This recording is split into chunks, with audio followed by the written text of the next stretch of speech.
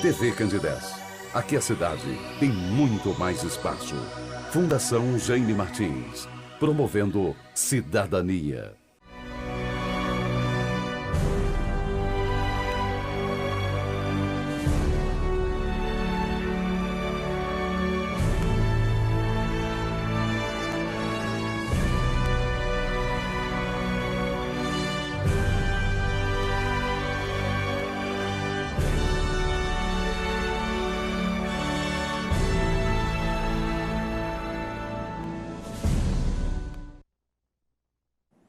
Olá, caros amigos que agora acompanham a TV Candidez. Estamos iniciando mais um programa Espírita Nova Era, uma realização da AME, Aliança Municipal Espírita de Divinópolis. E como já é de conhecimento de todos vocês, o nosso programa tem o objetivo de levar a todos as diretrizes da doutrina espírita, as respostas da vida à luz da doutrina dos espíritos codificada por Allan Kardec. Então é sempre um momento de nós fazermos desse encontro uma verdadeira sala de aula. E no dia de hoje, nós vamos trabalhar uma temática muito chamativa e também muito palpitante para todos nós. A loucura, uma nova visão sobre a loucura. E para isso, nós convidamos o nosso companheiro de ideal espírita, que é professor universitário, presidente do Centro Espírita Irmão José Grosso, colaborador dos trabalhos voltados ao movimento espírita de Divinópolis. É com muita alegria que nós recebemos o nosso companheiro Richardson Miranda. Seja bem-vindo, Richardson. Bom dia. Nós vamos iniciar, Richardson, tocando num ponto um tanto quanto delicado nesse tema, falando sobre loucura, né? A visão espírita sobre a loucura, relacionando também com a obsessão. Nós sabemos que as religiões tradicionais, o pensamento religioso tradicional, ele sempre olha o contato com quem já se foi, o contato com espíritos, como manifestações demoníacas. Sim. Na grande parte da visão religiosa é isso. Por outro lado, a ciência oficial, principalmente as ciências voltadas à saúde mental, observam os fenômenos mediúnicos muitas vezes como fatores patológicos, como alucinação, delírio, até esquizofrenia. Como situar a mediunidade nesse fogo cruzado? Uns como manifestação demoníaca, o outro lado como sendo uma patologia, apresentando a mediunidade como um fenômeno natural, né, fruto do aperfeiçoamento dos nossos sentidos. Bom dia, Ives. Obrigado pelo convite. Bom dia a todos. Na verdade, se nós formos pegar a concepção da loucura, né, baseada nas crenças religiosas, que vem a dizer que são manifestações demoníacas, nós vamos ver que de todo elas não estão erradas. Se nós buscarmos o termo, né, exato da palavra demônio, que ela vem do grego antigo, que ela vai falar né, que é um gênio. O daimon. O daimon.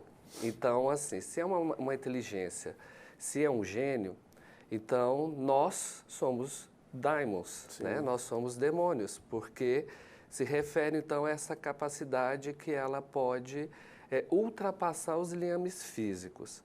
Então, quando essas outras crenças religiosas, elas colocam que são influências demoníacas, então, propriamente nós pensarmos dentro do delineamento espírita, o qual nos traz que nós somos espíritos numa condição transitória, ou seja, encarnados, e ao desencarnarmos, nossa, essa inteligência, esse gênio, ele continua atuando, né?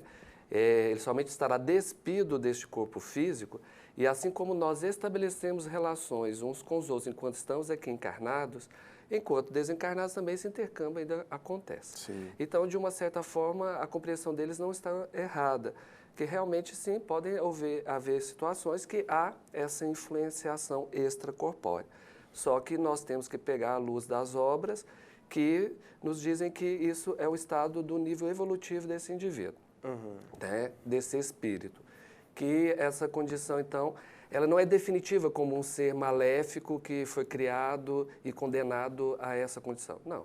É um ser que pode estar nesse nível aí, ou voltado para o mal, ou voltado para o bem. E, dentro das nossas semelhanças, das nossas afinidades, eles, então, atuarem, né, e terem essa relação aí com alguns processos mentais.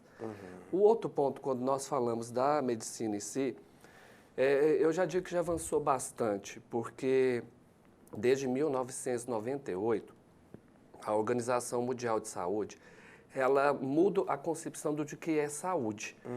Porque anteriormente a saúde ela era entendida como um quadro de bem-estar biológico, psicológico e social, somente. A partir de 1998, eles incluem, então, falam que a saúde, né, a Organização Mundial de Saúde, o termo de saúde, então, eles vão colocar como um quadro de bem-estar biológico, psicológico, social e espiritual. E aí começam realmente a haver a compreensão de que também os problemas espirituais, eles podem interferir no andamento do nosso, né, dessa interação entre o nosso biológico, psicológico, social, e aí entra o espiritual.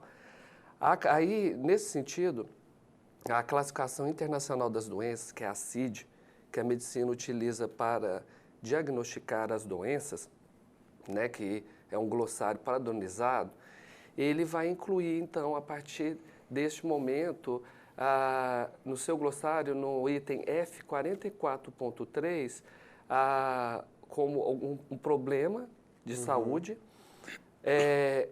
os transes e possessão.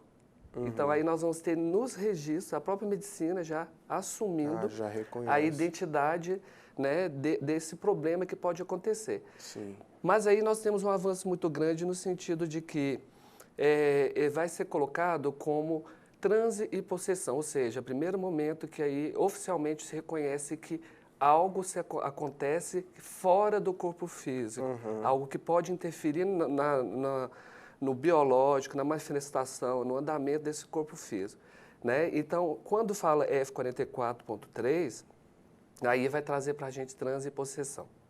Só que não vai colocar mais como uma doença mental, mas um outro estado, né? Vai ser desassociada. E o mais bacana é que quando nós vamos olhar esse diagnóstico, ele vai ser colocado como um estado de perda transitória da identidade, porém mantendo a consciência do ambiente. Sim. É o que é a mediunidade. Que é a mediunidade. Então, nós vemos que já houve uma aproximação, porque antes a medicina, ela seguia numa linha, né, e a questão espiritual na outra. E nós sabemos que uma não desassocia-se da outra. Elas se complementam. O que fazia essa separação talvez fosse o materialismo da ciência, porque a ciência em si não é materialismo. Né? Então, nós já ocorreram essas aproximações que nós vemos que está caminhando, então, para ver essa fusão. Então, a partir de 1998, quando a própria Organização Mundial da Saúde, ela fala, olha, não, a saúde, então, ela tem que ser incluída também as questões espirituais. Né? E aí eu acho interessante também que tem o DSM-4, né, que é o Manual Estatístico das Doenças Mentais da Associação Americana de Psiquiatria, que ela começa a colocar também assim, que não pode ser colocado como patológico, né, de perda temporária da identidade do indivíduo, né, mas que há a manutenção da consciência e do ambiente associados a cultos e eventos religiosos. Sim. Isso não pode ser tido como doença mais. Então a gente começa a ter uma despatologização da questão mediúnica. Né? Então nós avançamos. Então acho assim, o fogo cruzado aí até, acho que ela vai abrandando. Já dando uma amenizada. Até o próprio termo loucura parece que não se usa mais, né? Já ficou um pouco pejorativo, né? Esses termos, né? A alienação, a loucura, que se define então aí, elas acabam selando os indivíduos, Sim, né? Estereotipando eles. Isso. Então, a gente pode estar utilizando mais aí os indivíduos que são portadores, né, de um transtorno mental. Sim, porque, uma distonia, né?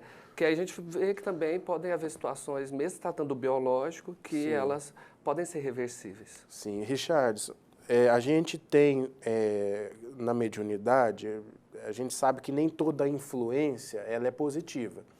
Daí surgem as obsessões espirituais, que não são necessariamente doenças mentais, problemas psíquicos, né? Apesar de poderem se relacionar. Você poderia esclarecer um pouco a gente sobre isso? Porque uma coisa é o sujeito que ele tem um problema patológico a nível psíquico, outra coisa é um doente mental, outra coisa é a pessoa passando por um estado de transição da obsessão, né, que na verdade é transitório. Sim, O problema mental também é transitório. Exato. Primeiramente, né, e até à luz do Espiritismo, nós temos que entender que o que pode ser, então, a manifestação das doenças mentais. Nós também não podemos ficar fanáticos, né, na concepção espiritualista, quanto a dizer que todas as doenças mentais são de base espiritual, tá? Porque nós vamos ter, sim, a doença mental que ela é gerada a partir de um mau funcionamento biológico. Né? O indivíduo pode ter malformações ali a nível dos seus, no nível do seu sistema nervoso, das transmissões neurológicas, né? Dos fatores, dos neurotransmissores, dos neuroreceptores, ou seja, a matéria, ela apresenta, sim, um déficit, né? Ela apresenta um problema que isso vai resultar no mau funcionamento mental. Sim. Não tem nada a ver com o espírito aí. E às vezes até chega na casa espírita achando que é uma influência espiritual. Exato. E se tiver mal orientado aquele centro. Exato. Aí nós temos que pensar o seguinte: primeiro nós temos esse grupo de indivíduos, sim, que é a própria parte biológica mesmo. Às vezes, né, pode estar associada a problemas da gestação, de malformação do bebê, várias outras questões de doenças, né, que foram acometidas, que afetaram o nível neurológico, biológico e que vão resultar nesse mau funcionamento psíquico. É uma das bases. E aí nós vamos ver a outra que, sim, temos indivíduos que podem padecer de quadros obsessivos, né, de influências espirituais que perturbam o funcionamento da matéria. Sim. Tá? E aí nós vamos começar a desassociar esses grupos. E temos um terceiro grupo, que são os indivíduos que têm um problema biológico, né, que afeta a matéria, e isso ela vai funcionar com uma certa dificuldade, com uma certa deficiência, que resulta no mau funcionamento mental, e além disso, associado ainda tem uma influência espiritual. Porque a vibração, o nível energético, exatamente, né, a sintonia. Então nós temos esses três grupos. Sim. E aí a gente aprofundando ainda mais, né, na doutrina espírita, nós vamos até entender algumas questões à luz das questões reencarnacionistas, que são até esse indivíduo que pode ter um problema biológico que leva a um mau funcionamento mental, isso pode ser resultado, sim, de reencarnações passadas, que os desvios, os erros que esse indivíduo incorreu, podem ter afetado o seu perispírito e, ao reencarnar, esse perispírito com essa mácula espiritual, sim, faz com que a própria matéria ela se forme já com essas deficiências materiais. Ah, sim.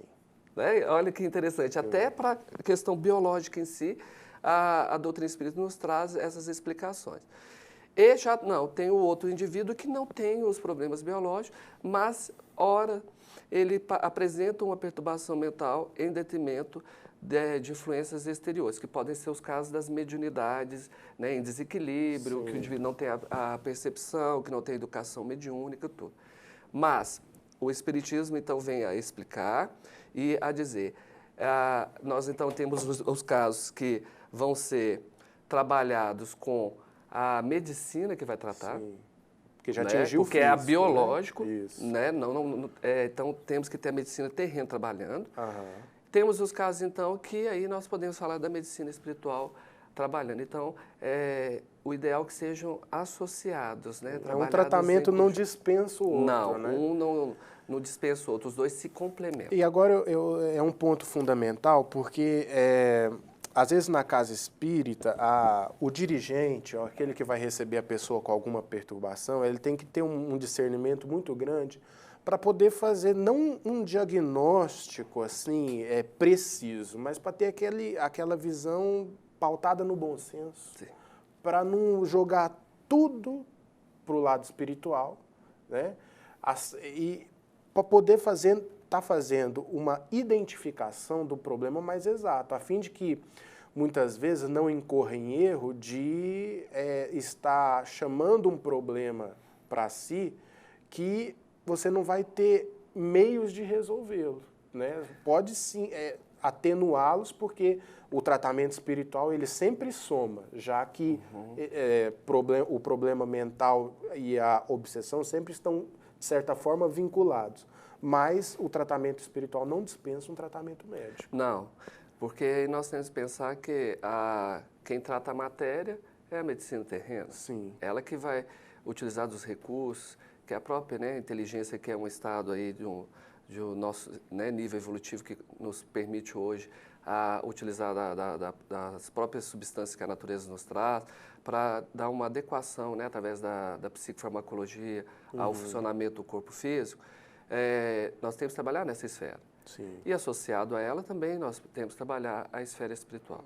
Então temos que, né, saber que uma coisa complementa a outra. Sim. E que as casas espíritas elas têm a missão de acolher, né, de cuidar, mas elas não podem, é o que eu disse anteriormente, entrarem nesse fanatismo espiritual.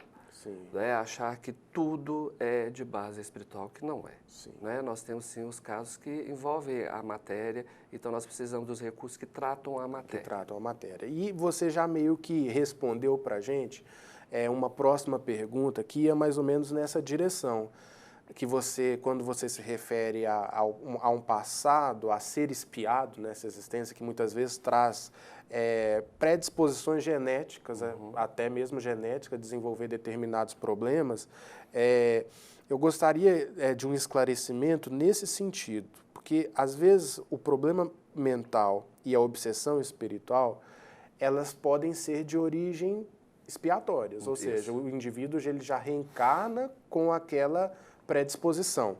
Mas podem também ser, vamos dizer assim, construídas no hoje pelo indivíduo. Ele pode correr atrás a partir de agora em construir uma obsessão espiritual ou vir a construir um problema mental grave? Sim, primeiramente nós temos que entender, né, que o processo de auto-obsessão, né, aquilo que eu gero, aquilo que eu faço para mim mesmo. Então, primeiramente, nós temos que pensar que qualquer processo de desequilíbrio mental, ele começa a partir de nós, com nós mesmos, né? Então, nós podemos dizer até que se trata aí, primeiramente, de um estado de auto-obsessão, né, que pode ser leve, moderado ou grave. Então, que nós vamos levando a esse desequilíbrio. E a outra questão é pensarmos que mesmo que haja um processo obsessivo, ou seja, a influência, né, de uma inteligência exterior, ou seja, de um espírito, né, que possa estar ali atuando sobre mim, que pode ser encarnado ou desencarnado, né, porque nós sabemos que eu posso obsediar o encarnado, ou o encarnado pode me obsediar, ou eu posso obsediar um desencarnado, ou um desencarnado me obsediar. Isso só acontece porque eu tenho campo para isso, né? Porque nós ficamos muito nessa questão de temos como bode expiatório os processos obsessivos para os nossos problemas.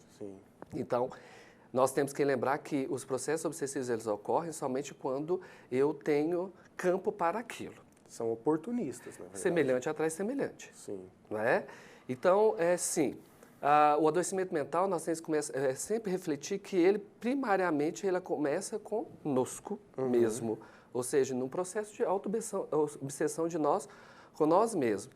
Aí sim, nós temos que ver como que andam os nossos pensamentos, né? Como que anda a nossa saúde mental neste momento.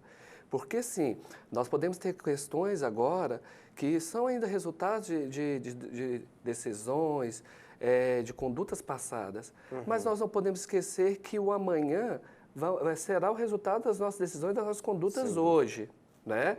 Então, nós temos sempre que fazer esse balanço. O que eu estou proporcionando, o que eu estou entrando em desequilíbrio que vá fazer com que dê este campo para terem essas interações. É um plantio, né? Exatamente. E eu começar a ter essa responsabilização, né? E aí eu até falo sempre assim, que nós vemos aí, depressão, excesso de passado, estresse, excesso de presente, ansiedade, excesso de futuro, né? Então, são as bases para o desequilíbrio mental. Sim. Né? Então, assim, sim, é muito importante. A gente até fala muito, né, nos trabalhos na Casa Espírita que, olha, se nós estamos resgatando, se nós estamos passando por provas, expiações agora, ótimo, vamos, né, encarar, abraçar isso aí com afinco. Só que nós vamos lembrar que, ao mesmo tempo que nós estamos colhendo os frutos de ontem, nós temos que começar a plantar hoje bons frutos para colher amanhã. Senão, nunca a tempestade termina. Né? E nós vamos dando a continuidade. Ficar aí. amassando barro, como se diz no popular. Uhum. Richardson, existem hospitais assim voltados ao tratamento tanto espiritual como também físico? Porque o hospital de tratamento espiritual é o centro espírita, né? É o principal. Sim. Nós já temos, sim, nós temos uma grande referência que é o Hospital André Luiz, em Belo Horizonte, bem próximo nosso aqui, né? Sim. Que ele trabalha nesse sentido, né? Que nós falamos, que é trabalhar a parte biológica, né? Essas interferências que podem ocorrer e associar também a parte espiritual. Então, nós temos trabalhos belíssimos já, né, na esfera médica, que já estão avançando aí. E aí eu cito como exemplo o próprio Hospital André Luiz, em Belo Horizonte, que é espírita, né, que trabalha com a doutrinação, trabalha com a desobsessão, trabalha, então, já tentando fazer essa interlocução, né, da ciência médica com a ciência espiritual. Richardson, e eu queria te perguntar, uma vez estabelecida a obsessão, qual que é o tratamento a ser adotado a fim de que possa haver a recuperação do enfermo, vamos dizer assim? Porque o obsediado, na verdade, é o enfermo, né? Exato.